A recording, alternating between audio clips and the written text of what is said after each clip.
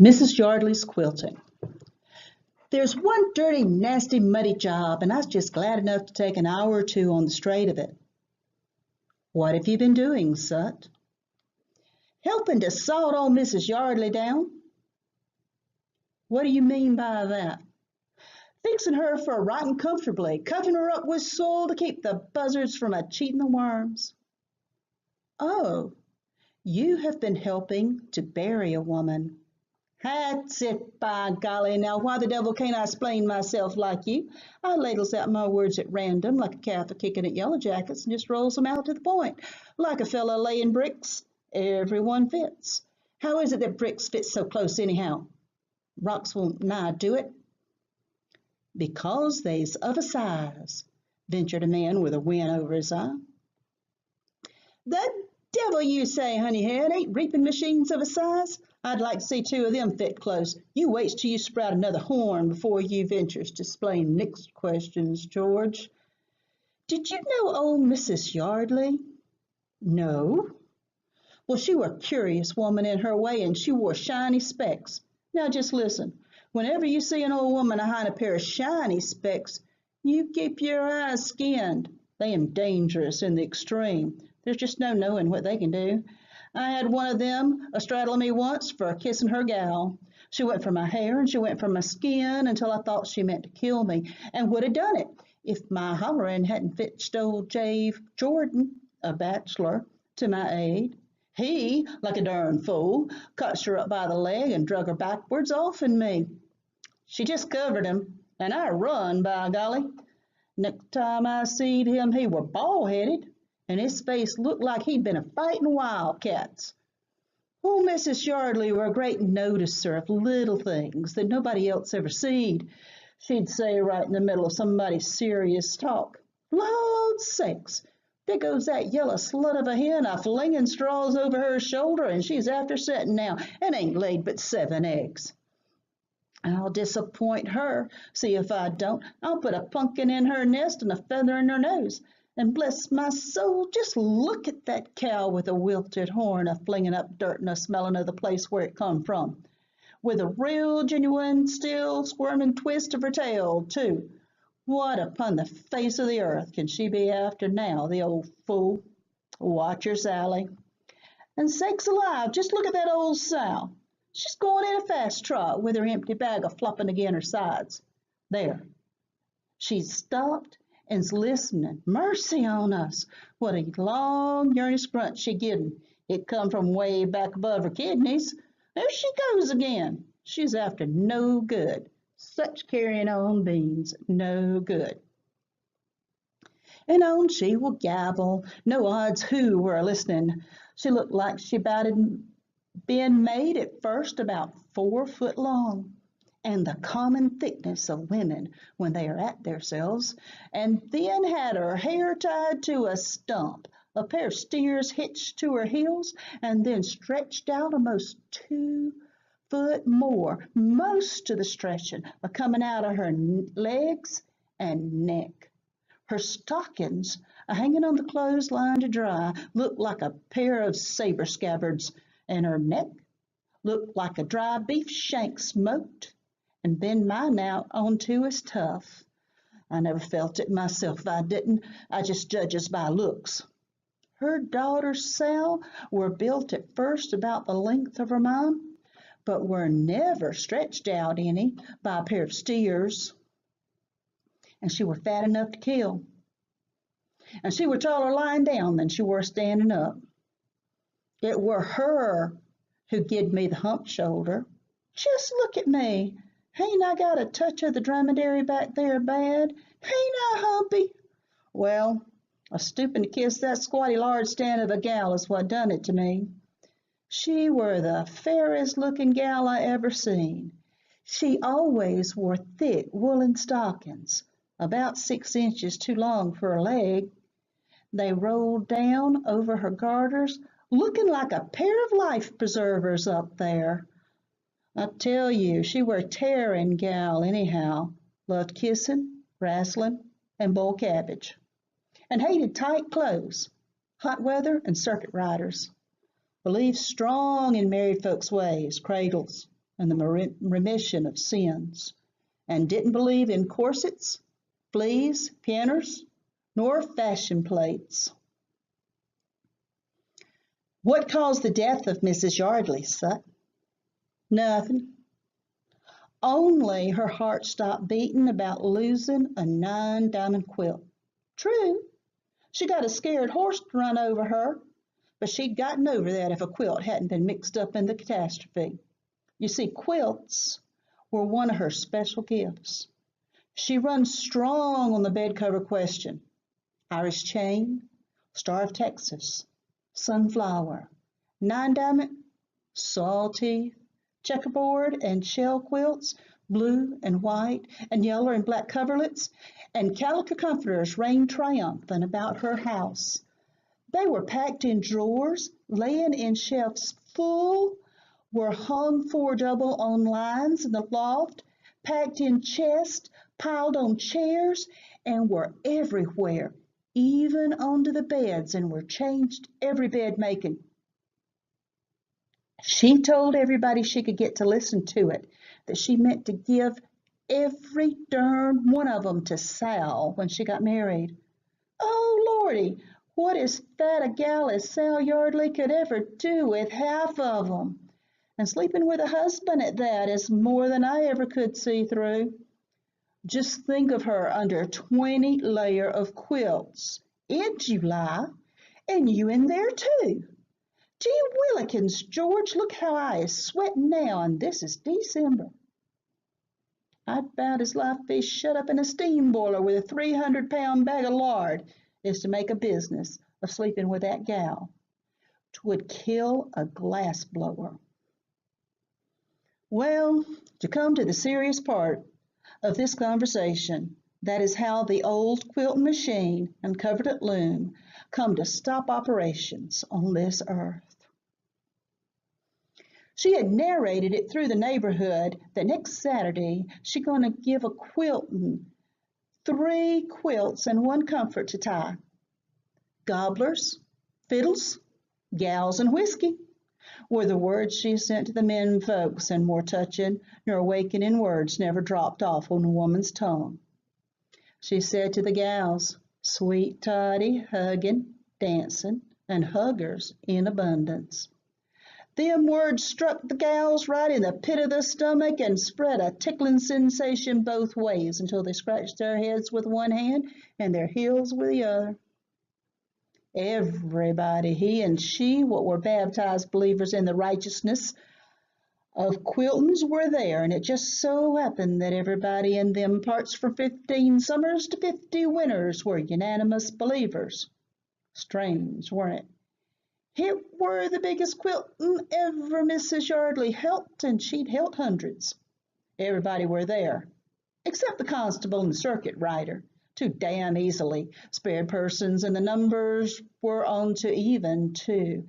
Just a few more boys than girls, and that made it more exciting, for it gave the gals a chance to kick and squeal a little without running any risk of not getting kissed at all, and it given reasonable grounds for a few scrimmages among these. Now, as kissing and fighting are the pepper and salt of old social gatherings, so it were more especially with this one of ours. As I swung my eyes over the crowd, George, I thought quiltings, managed in a moral and sensible way, truly am good things. Good for free drinking, good for free eating, good for free hugging, good for free dancing, good for free fighting, and goodest of all for populating a country fast. There am a fur-seeing wisdom in quiltings if they has the proper trimmings, victuals, fiddles, and spirits in abundance. One wholesome quilting and worth 3 old prayer meetings on the population point, particularly if it hits in the dark of the moon and runs into the night a few hours, and April or May am the time chosen. The moon don't suit quiltings where everybody is well acquainted and already far along in courting, She just felt powerful to begin a court match under, and when it draws nigh to a head, nobody wants a moon but the old mammies. The morning comes, still soft, sunshiny, cocks crowing, hens singing, birds chirping, turkeys gobbling, just the day to sun quilts, kick, kiss, squeal, and make love. All the plow lines and clotheslines were stretched to every post and tree. Quilts prevailed.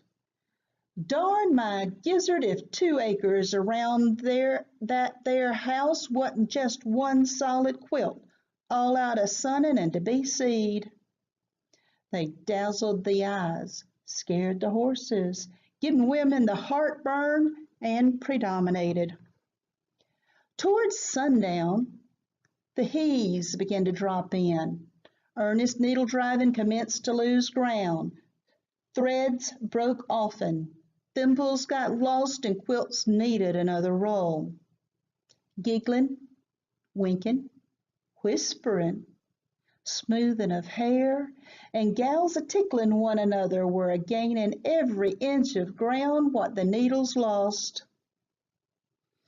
Did you ever notice, George, at all social gatherings, when the he's begin to gather, that the young she's begin to tickle one another, and the old maids swell their tails, roach up their backs, and sharpen their nails onto the bedpost and door jambs, and spit and groan, sort of like cats a-courting?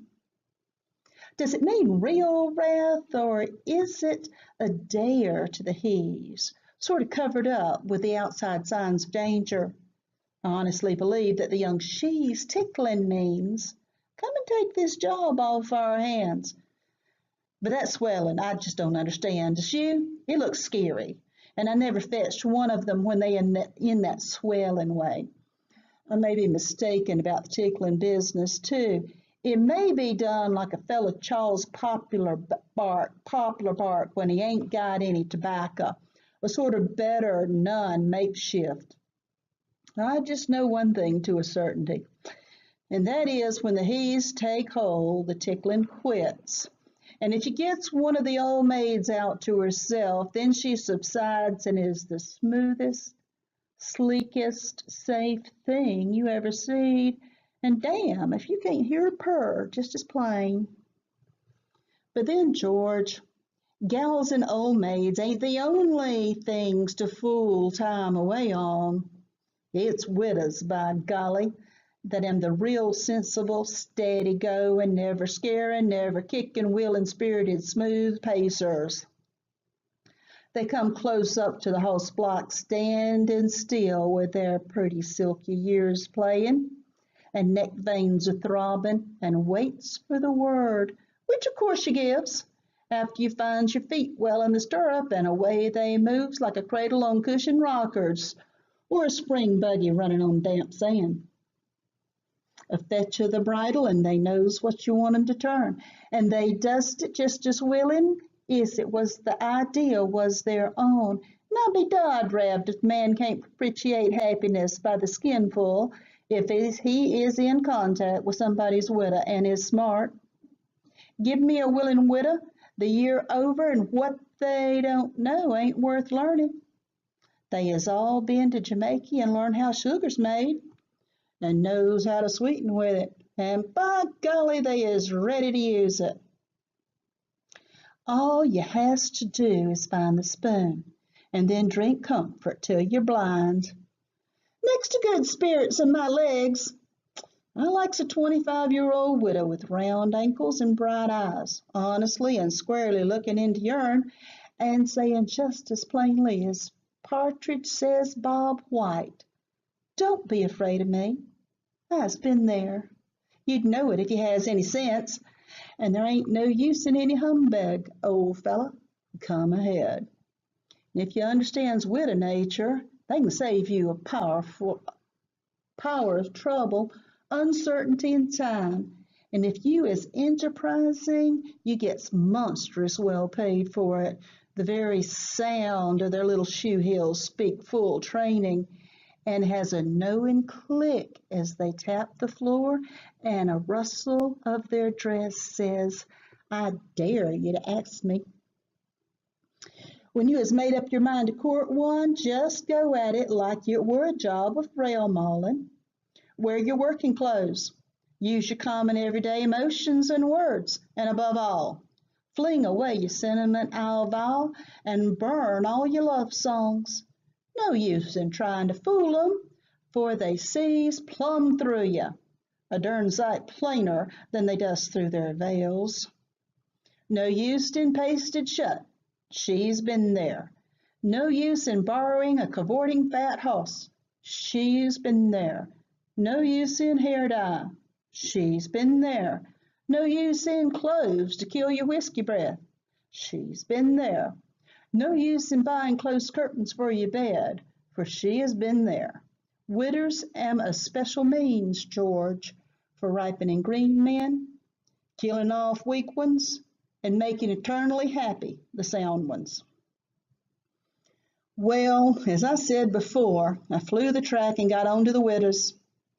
The fellows began to ride up and walk up sort of slow, like they weren't in a hurry, the darn sateful rascals a-hitching their critters to anything they could find. One red-combed, long-spurred Dominicker fellow from town, in a red and white gridiron jacket and patent leather gaithers, hitched his hoss, a wild, scary, wall-eyed devil, inside the yard palings to a cherry tree limb. Thinks I, that horse has got a scare into him big enough to run into town and perhaps beyond it, and if I can only fetch it off. So I got to thinking. One end of a long clothesline with 9 diamond quilts onto it were tied to the same cherry tree that the horse were. I took my knife and socked it through every quilt about the middle and just below the rope, and tied them there with bark so they couldn't slip. Then I went to the back end and I tied it from the post, a knotting in a whole handful by the middle to keep the quilts from a slipping if my bark strings failed, and laid it on the ground. Then I went to the other end.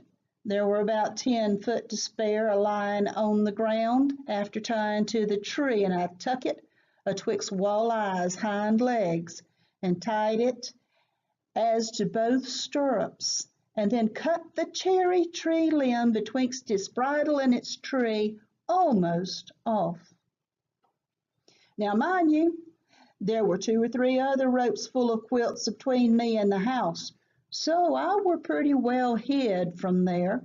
I just tore off a paling from the fence and tucked it in both hands, and after raising it way up yonder, I fetched it down as hard as I could, flat-sided towards the ground, and it accidentally happened to hit Walleye about 9 inches ahead of the root of his tail. It landed so hard that it made my hands tingle and then busted into splinters. First thing I did was feel myself on the same spot where it had hit the horse. I couldn't help doing it to save my life, and I swear I felt some of Walleye's sensation just as plain. The first thing he did was tear down the limb with a 20-foot jump and his head toward the house. Thinks I, now you've done it, you darn wall-eyed fool. Tearing down that limb were the beginning of all the trouble. And the horse did it hisself.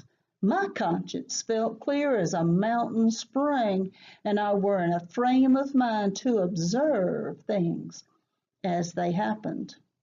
And they soon began to happen pretty close after one another, right then and there and thereabouts, clean unto town, through it, and still were happening in the woods beyond there, nigh unto 11 miles from old man Yardley's gate, and 4 beyond town. The first line of quilts, he tried to jump, but broke it down. The next line he ran under. A rope cotched onto the horn of the saddle, broke at both ends and went along with the horse. The cherry tree limb and the first line of quilts, what I had providentially tied fast to the rope, That's what I call foresight, George. Right in front of the front door, he come in contact with old Mrs. Yardley herself and another old woman, and they were holding a 9-diamond quilt spread out and examining its perfections and appraising its perfections. The derned, womanly, wall-eyed fool run plumb over Mrs. Yardley from behind, stomped one hind foot through the quilt, taking it along, a-kicking until he made its corners snap like a whip. The gals screamed, the men hollered whoa, and the old woman were toted into the house limber as a wet string. And every word she said were, "Oh, my precious 9-diamond quilt." Walleye busted through the palings, and Dominic received him, made a mortal rush for his bits, but were too late for them. But in good time, for the strings of the flying quilts got tangled among them, and the gridiron jacket pattern were lost to my sight among star and Irish chain quilts. He went from that quilting at the rate of 30 miles to the hour, nothing left of the whole concern but a 9-boiler hat, a pair of gloves, and the Jack of Hearts. What a womanly sudden way of leaving places some folks have got anyhow. Well, thinks I, that fool horse tearing down that cherry tree limb has done some good anyhow. He's put the old woman out of the way for the balance of the quilting, and took Dominic out of the way and out of danger, for that gridiron jacket would have bred a scab on his nose afore midnight. It were merrily bound to do it. 2 months afterwards, I tracked the route of that horse, took in his calamitous scare by quilt rags, tufts of cotton, bunches of hair, human and horse, and scraps of a gridiron jacket sticking out of the bushes, and plumb at the end of it, where all signs given out, I found a piece of watch chain and a horse's head. The places what knowed Dominicer knowed him no more. Well, after they took the old woman upstairs and comforted her to sleep, things began to work again. The widows broke the ice, and after a little giggling, gobbling, and gabbling, the kissing began. Smack. There now. I would have said that. Pop. Oh, don't. Piff. Oh, you quit. Plush. Go away, you awkward critter, you kiss me in the eye. Another widow said that. Bop. Now, are you satisfied? I reckon, Big Mouth. Pip, that ain't fair. Spat. Oh, Lordy, May, come pull Bill away. He's a-tangling my hair. There, I just dare you to do that again. I would have said that too. It sounded all round that room like popping corn in a hot skillet, and it were powerful suggestive. It kept up until I be darned if my bristles didn't begin to rise, and something like a cold buckshot would run down the marrow in my backbone about every 10 seconds and then run up again, tolerable hot. I kept a-swallowing with nothing to swallow, and my face felt swelling, and yet I were feared to make a bulge. Thinks I'll catch one of 'em out to herself directly. Then I guess we'll wrestle. Pretty soon Sal Yardley started for the smokehouse, so I just give my head a few short shakes, let down one of my wings a-trailing, and skirted around her with a side twist of my neck, stepping sidewise, and a-fetching up my hindmost foot with a sort of jerk and slide at every step. Says I, "Too-coo-coo-too," and she understood it and stopped, sort of spreading her shoulders, and just as I had poked out my mouth and were a-reaching forward with it for the article itself, something interfered with me. It did. George, were you ever onto your hands and knees and let a hell-tearing big mad ram with a 10-yard run butt you earnestly, just once, right square onto the point of your backbone?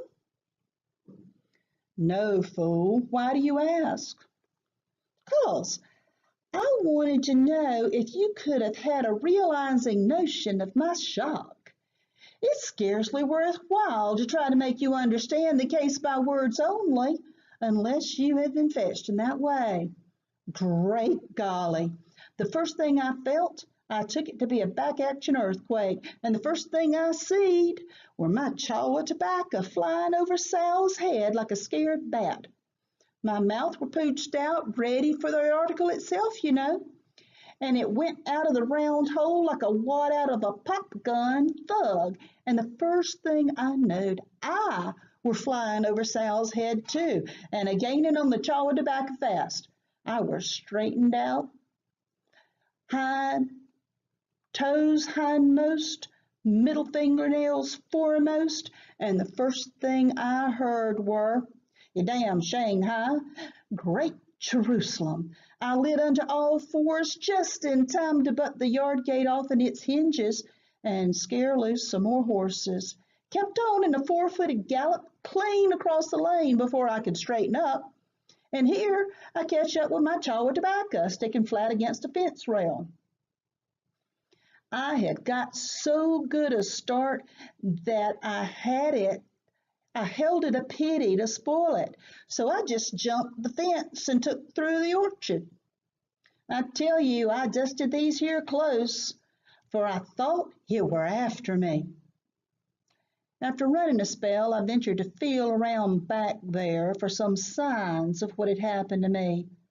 George, after 2 powerful hard tugs, I pulled out the vamp and soul of one of old man Yardley's big brogans, what he had lost among my coattails.